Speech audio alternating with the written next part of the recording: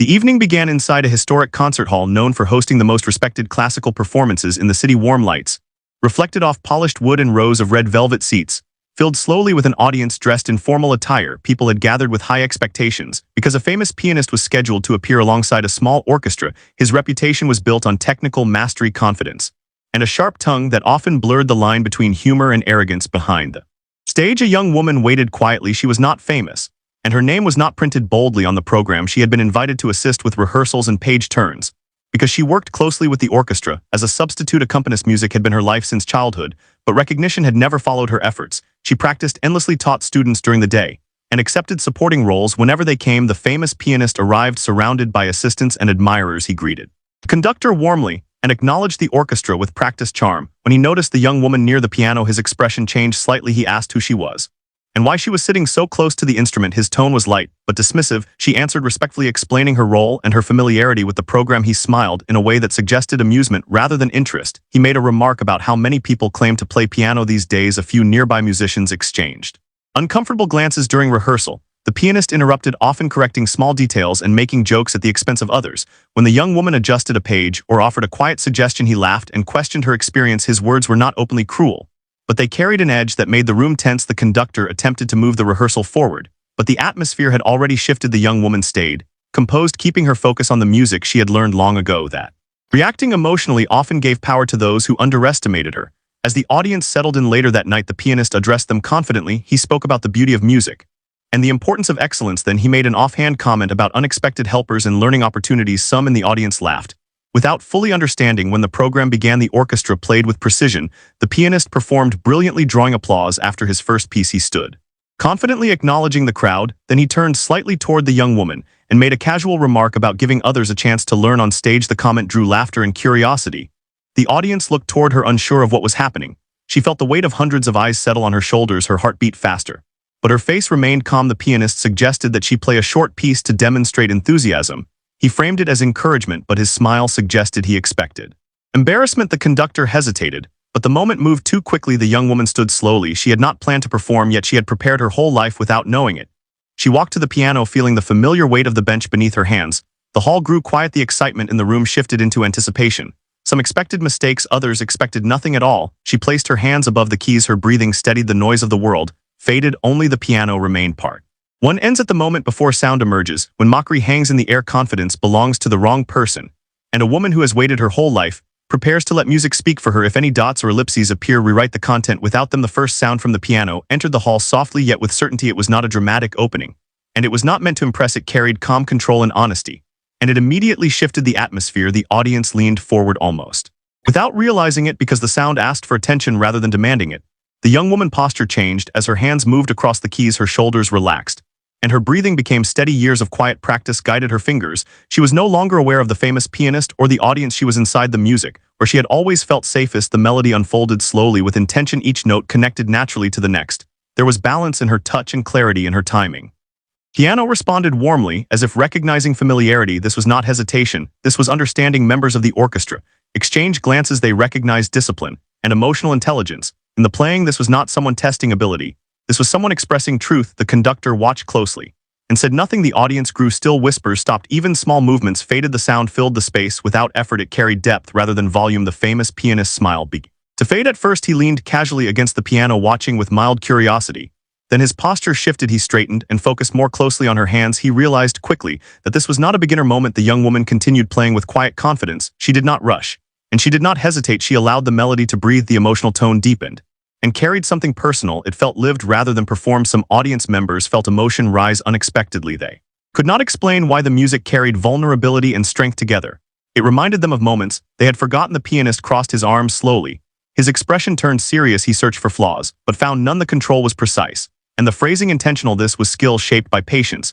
The orchestra sat motionless. Instruments rested in laps. They listened rather than prepared. They understood that interruption would break something meaningful. The young woman reached a section that required delicate balance. Her fingers moved lightly yet with assurance. The notes hovered, then settled. The silence between phrases carried weight.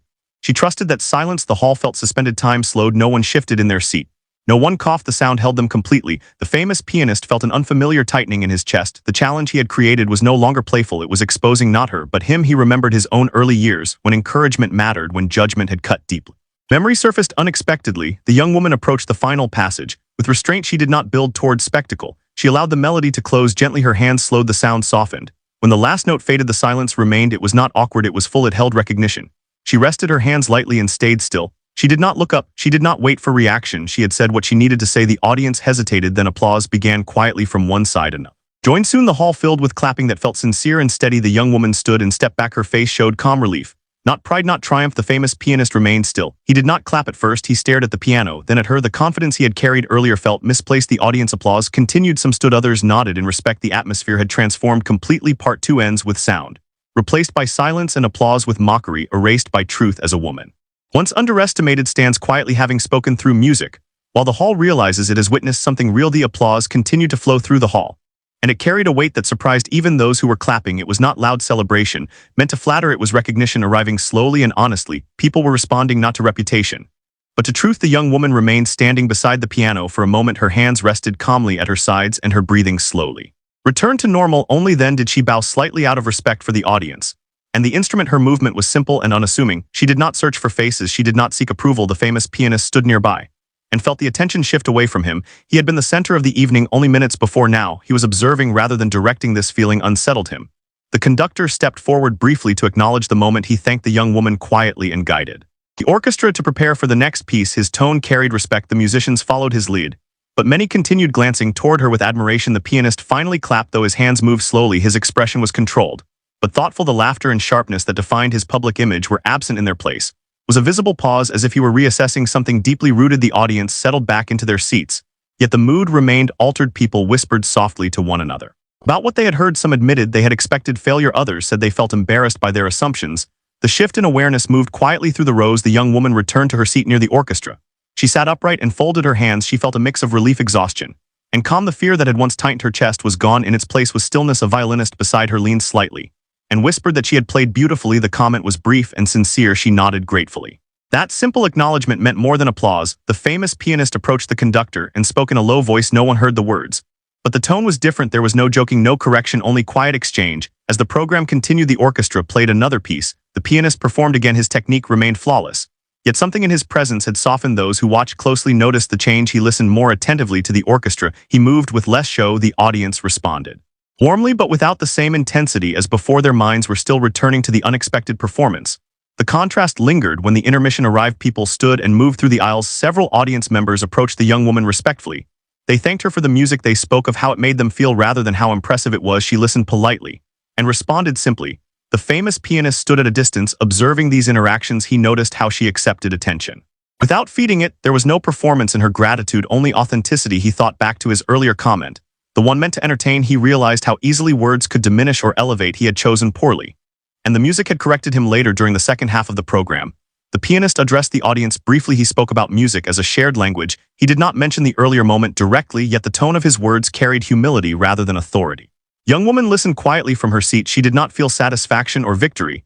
She felt alignment. The music had carried her through the moment without conflict. As the evening neared its end, the applause softened into farewell. People rose and gathered coats. Conversations resumed, but the earlier energy did not return. Something had settled. Instead, the young woman gathered her belongings and prepared to leave. She walked past the piano one last time. She paused briefly and touched the edge of the bench. It felt grounding and familiar. The famous pianist watched her from across the stage. He did not stop her. He did not call attention. He allowed the moment to remain intact. The hall slowly emptied. The lights dimmed. The sound of footsteps echoed. Part 3 ends with the balance of the evening permanently shifted. A woman once ridiculed now walks away with dignity intact. A famous pianist stands reflective rather than dominant, and the concert hall holds the echo of a truth revealed not through words, but through music that asked only to be heard. After the concert ended, the atmosphere backstage felt quieter than usual. As if everyone was moving with more awareness, the young woman gathered her music sheets and placed them carefully into her bag. Her movements were unhurried and deliberate. She felt tired but not drained. The kind of tiredness she carried came from release rather than stress. Several orchestra members passed by and offered small nods or soft words of respect. No one exaggerated. No one treated her like spectacle. That simplicity felt grounding. She appreciated it more than loud praise. The conductor approached her briefly and thanked her for stepping forward. He told her that courage often appeared when it was least expected. His words were calm and sincere. She thanked him and felt a quiet sense of belonging. She had not expected. The famous pianist remained nearby, speaking with his assistants. His voice was lower than earlier in the evening. Those around him sensed restraint where confidence once dominated. He listened more than he spoke, and when he did speak, his tone lacked sharpness. He glanced toward the young woman once or twice, but did not interrupt her space. He seemed aware that any grand gesture would diminish what had occurred. This awareness marked a change as the hall emptied. The young woman stepped outside into the cool night air. The sounds of the city returned, gradually grounding her in the present. She took a deep breath and felt her body relax fully. For the first time that night, the weight of attention lifted. She walked slowly toward the station, replaying the sound of the piano in her mind, not the audience reaction, not the tension, just the music. That memory felt steady and reassuring. At home, she removed her shoes and sat quietly for a moment before turning on the light. The familiar space welcomed her without judgment. She placed her bag down and ran her fingers lightly over the old keyboard. In her room, the sound was softer and imperfect, yet it felt like home. She played a few notes, not to practice. Settled herself, the music flowed gently, and without pressure. She realized that nothing had changed in her relationship with music. It had simply been witnessed across the city. The famous pianist returned to his hotel room. He did not turn on the television or check messages immediately. He sat in the quiet and allowed the evening to replay, not as a public event, but as a personal moment. He remembered the way he had spoken earlier, the casual dismissal, the expectation of failure. He felt no anger toward the young woman, only recognition of his own habits. He understood that confidence without care could become arrogance, that humor without empathy could wound. The realization did not crush him. It clarified something he had avoided. He thought about his early years, when teachers had challenged him sharply, how some moments had pushed him forward, while others had nearly silenced him. He realized how close those lines could be. The next morning, the young woman woke early and prepared for work. The city moved as it always did. People hurried, sounds filled the streets. Nothing outward marked the previous night as extraordinary. At her job, she was greeted as usual. No one spoke of the concert. She served customers and moved through routine, yet she felt steadier, more present. Later that day, a colleague mentioned seeing her on stage. The comment was gentle and respectful. She smiled and said it had been unexpected. They returned to work without fuss. The famous pianist attended a rehearsal later that afternoon. He arrived on time and greeted the orchestra with warmth when suggestions were offered.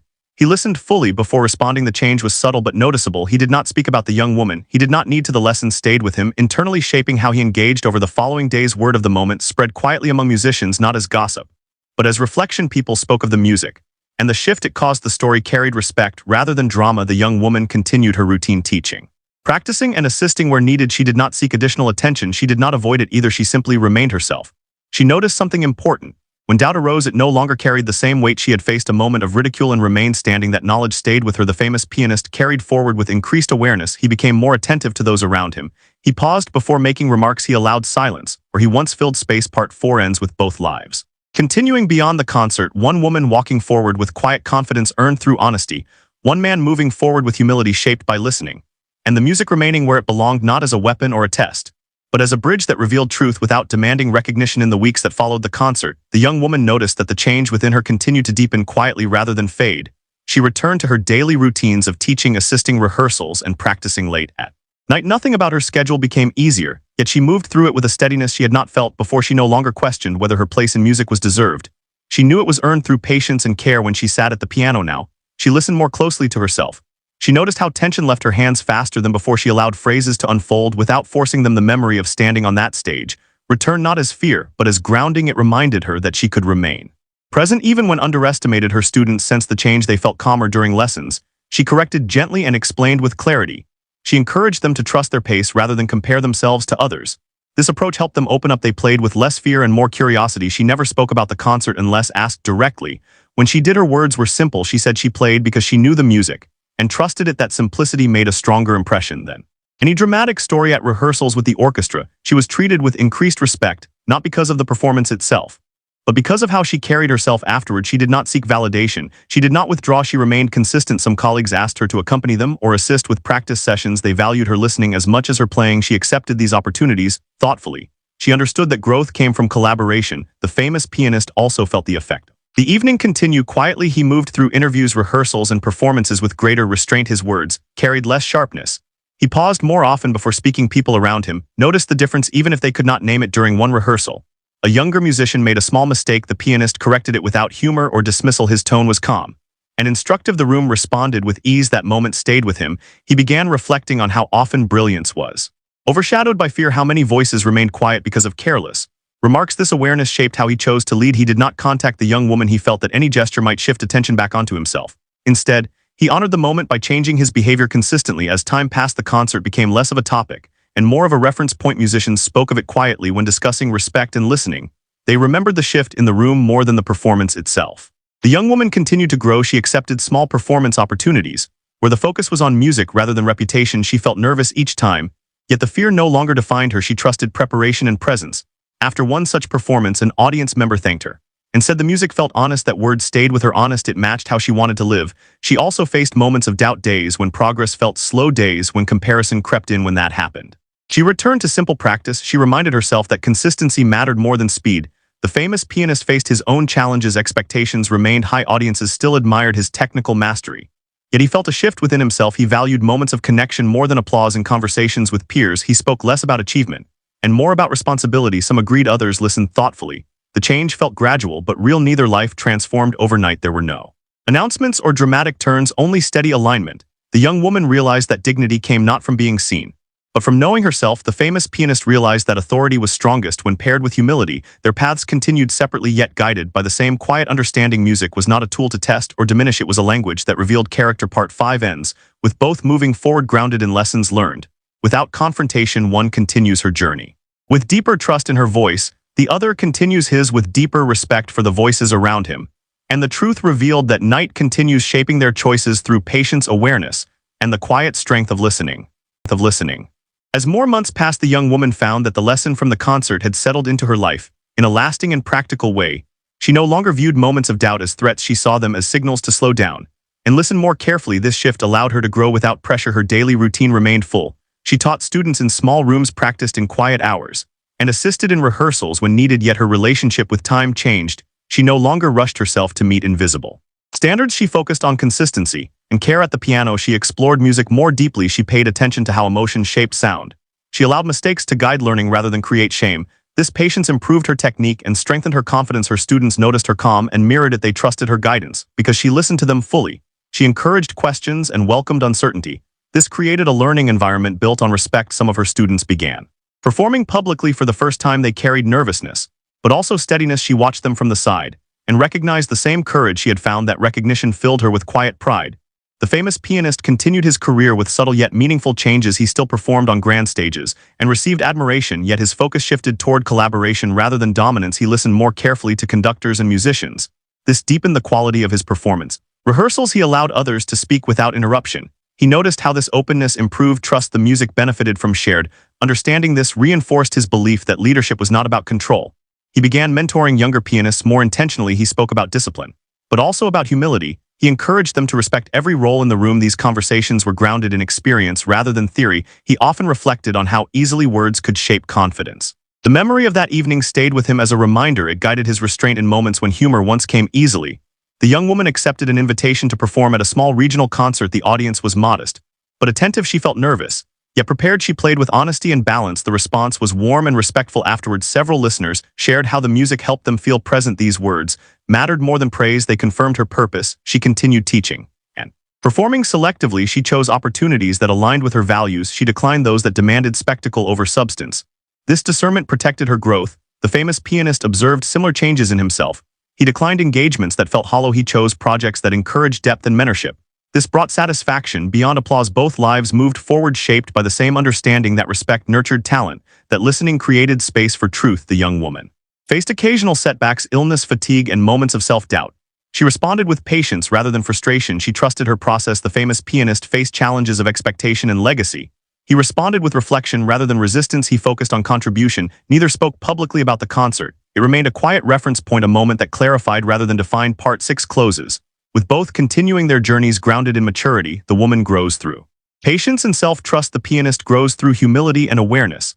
And the music continues to serve not as a test or a weapon, but as a shared language that reveals character, deepens connection, and reminds all who listen that true strength speaks softly and lasts longer than applause. As the years continued, the young woman stepped fully into a life shaped by balance rather than reaction. Music remained central, but it no longer defined her entire identity. She allowed herself to grow in other areas, while keeping the piano close as a steady companion. This balance gave her resilience. She moved into a role where she taught more consistently and performed less often, not because fear returned, but because intention guided her choices. She wanted music to remain honest. She wanted it to serve rather than consume. This decision brought her peace. Her students ranged from children to adults who carried long-buried dreams. She welcomed them all with the same patience. She taught them to listen before playing, to feel the weight of silence, to respect their own pace. Many of them found confidence that extended beyond music. She watched people change in small ways. Shoulders relaxed, voices softened, fear loosened. These moments reminded her why she had stayed with music, not for recognition, but for connection. Occasionally, she performed at intimate gatherings where people truly listened. She approached each performance with calm focus. Her hands moved with ease, shaped by years of careful practice. The music felt less like expression and more like conversation. Audiences responded with quiet gratitude. The memory of ridicule no longer carried pain. It had transformed into clarity. She understood now that being underestimated did not diminish her. It revealed the assumptions of others that knowledge gave her freedom. The famous pianist entered a later stage of his career marked by reflection rather than ambition. His reputation remained strong, yet his priorities shifted. He focused on legacy through mentorship rather than dominance through performance. Younger musicians sought his guidance. They noticed how attentively he listened, how carefully he chose words. He shared technical knowledge, but emphasized respect above all. He reminded them that brilliance without humility isolated talent. He carried the lesson of that evening into every rehearsal. He watched how quickly rooms responded to tone. He adjusted intentionally. This awareness strengthened trust and collaboration. He also learned to accept silence moments where he once filled space with commentary now became opportunities to listen. This restraint deepened his understanding of music and of people. Though the woman and the pianist never crossed paths again, their lives remained quietly connected through shared understanding. Both had learned that power without care could harm. Both had chosen a different way forward. The story of that concert faded into memory. For most, it was not repeated loudly. It was remembered gently by those who witnessed the shift. They spoke of music, not mockery. They faced new challenges as life unfolded: personal loss, career decisions, moments of fatigue. She navigated them with steadiness shaped by experience. She trusted her voice even in silence. The pianist faced change as well, slower pace, evolving roles, reflection on time. He accepted these transitions without fear. He focused on contribution rather than control. Both came to understand that influence was measured not by volume, but by depth. That one honest moment could guide decades. This understanding shaped their actions quietly. Part 7 closes with both lives firmly rooted in wisdom, earned through listening. The woman moves forward with confidence grounded in self-trust. The pianist moves forward with humility grounded in awareness. And the music that once revealed truth continues to guide them, not as a reminder of humiliation, but as a foundation of dignity, respect, and quiet strength that endures long after the applause has faded. As the final part of this story unfolds, the focus is no longer a single concert or a moment of ridicule, but on the lasting shape it gave to two lives moving forward with quiet intention. The woman continued living with a sense of calm direction that did not depend on recognition. Music remained part of her daily life, but it no longer carried the weight of proof. She played when it felt honest and rested when life required attention elsewhere. This balance kept her grounded and protected her love for the piano. She became known in her community as someone who listened deeply. Students came to her not only to learn technique, but to feel safe while learning. She guided them patiently, reminding them that growth was slow and personal. Many who studied with her gained confidence that reached beyond music into their lives. When she did perform, it was in spaces where listening mattered: small halls, quiet gatherings, shared rooms. She approached the piano with respect and ease. Her playing carried clarity shaped by years of restraint and care. Those who listened often described feeling settled rather than impressed. She never spoke publicly about the night she was ridiculed, not because she hid it, but because it no longer defined her. The lesson lived in how she treated others. She offered dignity where she once received doubt. That choice felt like completion. The famous pianist reached a point in his life where reflection came naturally. His career had brought him success, but listening brought him peace. He continued mentoring young musicians, emphasizing humility and responsibility. He reminded them that influence carried weight and should be used gently. He noticed how rooms changed when he chose silence over humor, how trust formed when he listened without interruption. These observations reinforced what he had learned years earlier, that respect opened doors talent alone could not. He supported creative spaces. Quietly he attended performances without announcement. He listened fully and left without drawing attention. Those moments mattered more than applause, though their paths never crossed again. The connection between them remained real. It lived in the choices they made, in the restraint they practiced, in the care they offered others. The concert hall, where it all began, continued hosting performances. Audiences came and went. Music filled the space again and again. Few remembered the exact moment when power shifted without noise, yet the impact lived on in subtle ways. People who witnessed it carried the memory as a quiet reference, a reminder that talent revealed itself when given space, that silence could teach more than laughter, that dignity could rise without confrontation. As time moved forward, both lives continued changing. The woman faced aging, responsibility, and moments of uncertainty. She met them with patience and trust. The pianist faced transitions, slowing pace and shifting roles. He met them with acceptance and clarity. Neither sought to be remembered for that moment. Neither needed closure. They had already learned what mattered. The story ends without spectacle, without reward or punishment. It ends with continuity. Music continues, voices continue, listening continues. What remains is the understanding that respect reveals truth, that humility strengthens influence, and that one honest act carried quietly can shape a lifetime without ever asking to be named.